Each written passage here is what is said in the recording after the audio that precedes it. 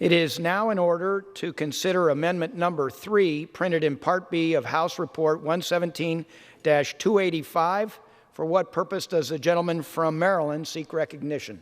I rise with an amendment. The clerk will designate the amendment. Amendment Number 3, printed in Part B of House Report Number 117-285, offered by Mr. Raskin of Maryland. Pursuant to House Resolution 1017, the gentleman from Maryland, Mr. Raskin, and a member opposed, each will control 5 minutes. The gentleman from Maryland is recognized. And I yield myself as much time as I may consume. Gentleman's recognized. Thank you, Mr. Speaker. I'm very proud today to stand for this legislation with the party of democracy and freedom for the people, rather than the party of Big Brother and failed drug authoritarianism. Do you know that 150 million Americans have used marijuana? Half of the country, and that's just the people who are being honest about it. Half of the country has used marijuana, but you can still be denied security clearance and government employment for having once used marijuana. That is plainly stupid and wrong and unfair. And we are disqualifying tens of millions of qualified and excellent job applicants for federal government employment, our fellow citizens, our constituents in Democratic districts and Republican districts. We are disqualifying those people from being federal government employees solely because they've used marijuana. My amendment is one that every member of the House should support. It says that Americans should not be denied a security clearance simply because they have used marijuana. You know, the longer I spend time in Congress, Mr. Speaker, the more I realize that in America, change comes from the states. It comes from the people. That's how we got child labor laws. That's how we got women's suffrage. That's how we got direct election of U.S. senators. And now so too with our draconian, obsolete, and failed marijuana laws. Look what's happening out in America. 18 states, plus Washington, D.C., have now passed laws allowing adult use of marijuana. In other words, they've accepted the anti-prohibition principle that's in our Constitution. It's not that alcohol is so great for everybody in every circumstance, or marijuana is so great for everybody in every circumstance. It's that criminal prohibition and criminalization of large parts of our own population doesn't work. So it's legal in 18 states. In 27 states, it's been decriminalized. In a majority of the states, it's no longer criminal. And in 36 states, the vast majority of America, more than 2/3 of the states, medical use of marijuana has been approved. In other words, it is legal in the vast majority of states of the country to use marijuana for medicinal purposes. What a massive outbreak of common sense in America against the GOP's failed authoritarian war on marijuana that depends on paranoid tropes from the 1970s. It's like they saw reefer madness in middle school and never got over it.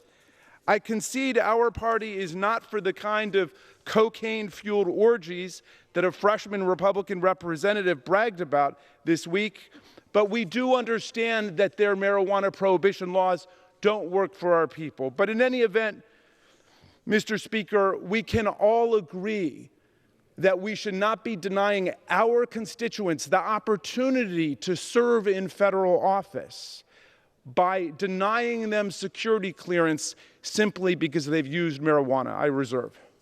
Reserves. Does anybody claim time in opposition? Gentleman from Oregon, for what purpose do you rise? Gentleman's recognized. I yield myself such time as I may consume. It's April Fool's Day, so maybe this is a joke. This amendment would require federal agencies to review every decision to rescind or deny a security clearance since 1971. To determine if it was based on marijuana usage, then the agency would have to track down every person who was denied a clearance due to marijuana use. The agency would then let them know that the decision will be reassessed unless the person objects. This is crazy. It creates a huge burden on federal agencies. For what? Even if this bill were to become law, the denial of these security clearances was based on a person's willful violation of a law at the time. When agencies are assessing whether these people should have access to national security sensitive information, the consideration isn't whether the person uses marijuana, it's whether the person is willing to undermine the rule of law. If they can't follow this nation's laws, then we can't expect them to follow the processes to protect our most sensitive information. Further, this amendment reaches back more than 50 years. How many of these people still need, want, or are even eligible for security clearances? No one gets a security clearance just because you want one. You can't just walk up off the street and apply for it. You need to be employed with the federal government or a government contractor, and your employer must need you to have access to the information. Very few people who were denied a security clearance in 1980 are still employed or in or even qualify for positions that would require security clearances. Some of the people we are talking about may be retirees in their 80s or 90s. Many of them may have representative payees who are their children or grandchildren. Why would we want to expose the fact that their father, mother, grandfather, grandmother was a marijuana abuser? So, the gentleman from Maryland wants the federal government to recreate the security clearance backlog that the Trump administration just cleared up for unneeded reviews and to resurface private information. This amendment makes little sense, and I reserve the balance of my time. Gentleman reserves. Gentleman from Maryland is recognized. Mr. Speaker, thank you. I think the distinguished gentleman seems to concede the general principle that we should not be denying the opportunity of federal employment to half of the country because they've used marijuana before.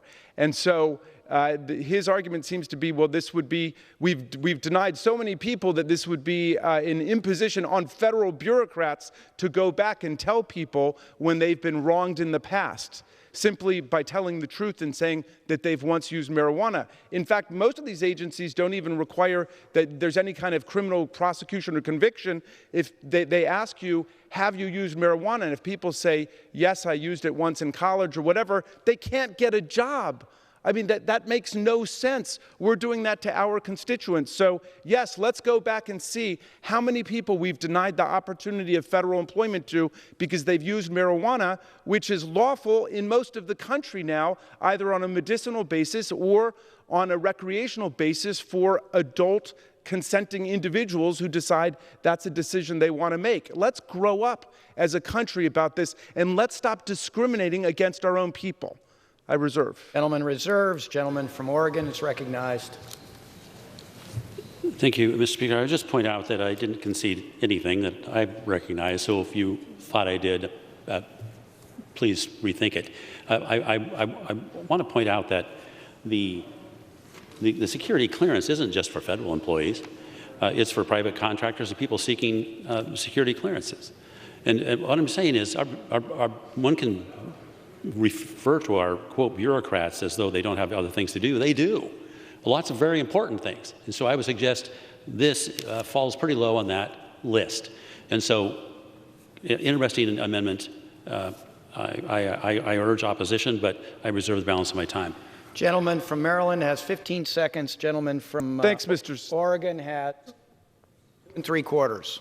Thank you, Mr. Speaker. I want to thank the gentleman for pointing out that my amendment would apply not only to people who have sought public employment in the past and been denied because they've been honest enough to admit that they've once used marijuana, but private contractors. We're denying people the opportunity to do business with the government if they tell the truth about that. So I'm urging all of my colleagues, wherever you are in terms of your particular state, let's stop discriminating. Gentleman's time has expired. Gentleman from Oregon is recognized. I'm prepared to close. Gentleman is recognized. I urge my colleagues to oppose this amendment. I yield back the balance of my time. Gentleman yields back the balance of his time. Pursuant to House Resolution 1017, the previous question is ordered on the amendment offered by the gentleman from Maryland. The question is on the amendment. Those in favor, please say aye. Aye. Those opposed, please say no. In the opinion of the chair, the ayes have it. The amendment is agreed to. Gentleman from Oregon is recognized. Mr. Speaker, I request the yeas and nays. Gentleman from Oregon requests the yeas and nays. Pursuant to Section 3S of House Resolution 8, the yeas and nays are ordered. Pursuant to Clause 8 of Rule 20, further proceedings are postponed.